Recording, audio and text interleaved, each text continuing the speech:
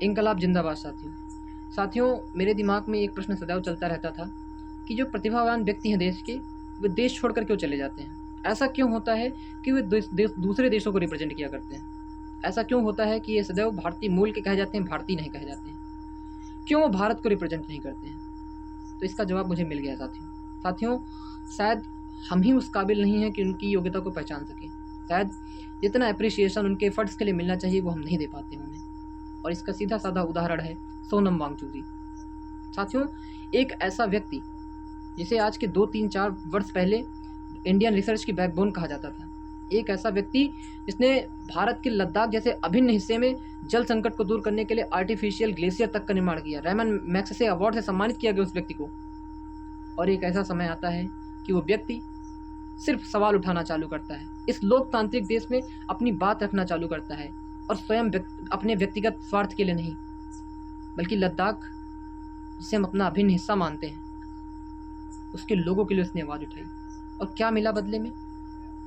उस पर राष्ट्रीय सुरक्षा कानून रासुका के तहत 5 महीने के लिए उसे गिरफ्तार कर लिया गया। क्या लोकतंत्र में किसी की आवाज़ उठाने के लिए ये परिणाम भुगतना होगा उसे? ये बात सिर्फ सोनम वांगचुक की नहीं है। एक लोकतांत्रिक देश में आप अपनी बात रख सकते हैं। एक ऐसा व्यक्ति जिसने देश के लिए किया हो, देश के लिए क्या क्या नहीं किया हो, वो व्यक्ति राष्ट्रीय सुरक्षा के लिए खतरा हो सकता है। आपने उसे 5 महीने तक अंदर रखा। दोषी पाया गया सोनम वांगचुक, पाया गया दोषी। फिर क्या हुआ? वो व्यक्ति 5 महीनों तक जेल में रहा, और ऐसी जगह पर निवारक निरोध कानून के तहत किसी को कुछ पता नहीं कि सोनम वांगचुक किस स्थिति में है, क्या खिलाया जा रहा, क्या पिलाया जा रहा, कुछ नहीं बताया गया। किस लिए? राष्ट्रीय सुरक्षा कानून, राष्ट्रीय सुरक्षा का खतरा मानते हुए उसे अंदर कर दिया गया। लेकिन फिर भी हमने कहा चलो ठीक है। उसके बाद नीट परीक्षा लीक होती है। क्या इसमें जवाबदेही सरकार की नहीं है? साथियों, अगर एक बार होता कि चलो ठीक है परीक्षा लीक हो गई, तो होता कि हाँ चलो ठीक है, कहीं से व्यवस्था थोड़ी सी कमज़ोर रह गई होगी, पेपर लीक हो गया होगा, सरकार को दूसरा मौका दे के देखते हैं। लेकिन क्या हुआ? 1, 2, 4, 8, 10, 12 नहीं, आपने 90 पेपर लीक करा दिए। और उस पर अगर आपसे जवाब मांगा जा रहा है, आपसे रिजाइन मांगा जा रहा है शिक्षा मंत्री जी का,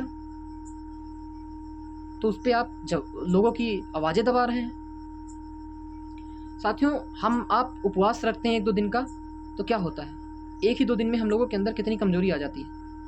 और सोनम वांगचुक जी आज 18-19 दिनों से हंगर स्ट्राइक पे बैठे हुए हैं। और ये नेता अपने घरों में पार्टियां कर रहे हैं। ये नेता पनीर, क्या बताया जाए, अब मिष्ठान खा रहे हैं। क्या उन्हें नहीं दिखता है कि वो व्यक्ति अपने लिए नहीं, इस देश के युवाओं के लिए लड़ रहा है, इस देश की शिक्षा व्यवस्था के लिए लड़ रहा है?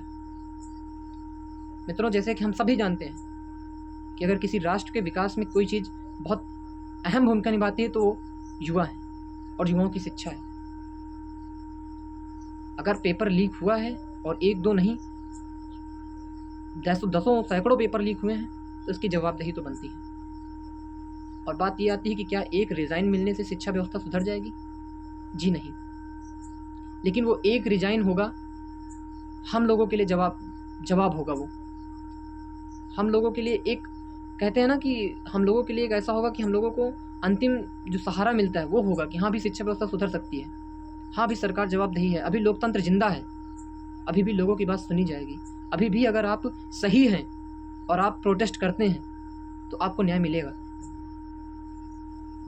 मित्रों, मैंने आज के पहले कभी भी कैमरे पे ऐसे बात नहीं की है, न मेरा कोई व्यक्तिगत बहुत अधिक आत्मविश्वास रहा है ऐसे कैमरे के सामने बोलने में। लेकिन मैंने आज ये वीडियो शूट किया है सिर्फ इसलिए कि वो सोनम वांगचुक किसी और के लिए नहीं, हम युवाओं के लिए लड़ रहा है।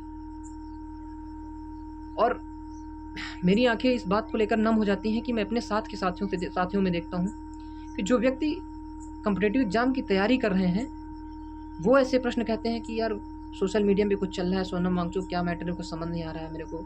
मतलब उन्होंने लाइटली ले रखा है यार, वो किसके लिए लड़ रहा है? अपने लिए लड़ रहा है। वो 18 दिन से भूखा अपने लिए है, हम लोगों के लिए है ना, देश के युवाओं के लिए है, देश की शिक्षा व्यवस्था के लिए है। और आज हम उसके लिए एक शब्द नहीं बोल पा रहे हैं। बहुत खराब स्थिति है मित्रों। क्या एक ऐसा लोकतंत्र, एक ऐसे लोकतंत्र का सपना देखा था देश के स्वतंत्रता सेनानियों ने। क्या भगत सिंह को पता था ये चीज़? शायद भगत सिंह को भी ये चीज़ पता होती कि आगे जिस देश की आज़ादी के लिए लड़ रहे हैं, देश आज़ाद होने के बाद ऐसी स्थिति आएगी कि उस लोकतंत्र को संभालने के लिए लोगों को भगत सिंह बनना पड़ेगा, उस लोकतंत्र को जिंदा रखने के लिए भगत सिंह बनना पड़ेगा। स्थिति बहुत ही गंभीर है मित्रों, और शायद हो सकता है कि आपको ये स्थिति न दिखे, लेकिन लोकतंत्र में सरकार अपनी जवाबदेही नहीं दे पा रही मित्रों। और मैं सरकार से कोई जवाब मांगने नहीं आया हूँ, मैं सिर्फ इतनी गुजारिश करता हूँ कि अगर आप चाहते हो, वे व्यक्ति जिन्होंने देश के लिए कार्य किया हो, जिन्होंने अपना स्वार्थ दूर रख के देश के लिए सोचा हो, देश के अभिन्न हिस्सों के लिए सोचा हो, इस देश के युवाओं की आवाज़ उठाई हो, तो कृपया करके कोई जवाब दीजिए। सोनम वांगचुक को बचा लीजिए। वो व्यक्ति अपनी अंतिम सांसों से लड़ रहा है, वो व्यक्ति की डिग्निटी बचा लीजिए। और अगर सोनम वांगचुक को कुछ होता है ना, तो वो अकेले उस व्यक्ति के लिए नहीं होगा, उस व्यक्ति के लिए नहीं होगा, वो हम सब के साथ बहुत अनिष्ट, बहुत बुरा होगा। मैं शब्दों में लड़खड़ा रहा हूँ, लेकिन मेरे जो भाव हैं वो आप सब तक पहुँच रहे होंगे। मैं अपने शब्दों को यहीं पर विराम दूंगा मित्रों, लेकिन अभी भी समय है, अभी भी उस व्यक्ति की सांसें थमी नहीं है। वो व्यक्ति लड़ रहा है लेकिन हारा नहीं। अभी भी समय है, आप लोग भी आवाज़ उठाइए और एक बार दिखाइए कि हाँ, वो व्यक्ति गलत नहीं है। और सरकार से भी, अगर मेरे को पता है कि मुझे कोई जानता नहीं है, मेरी आवाज़ वहाँ तक नहीं पहुँचेगी, लेकिन फिर भी अगर कोई देख रहा है तो मैं आपसे बस यही गुजारिश करता हूँ, बचा लीजिए उस व्यक्ति को। वो व्यक्ति ऐसा है जो करोड़ों में एक व्यक्ति होता है। धन्यवाद। जय हिंद साथियों।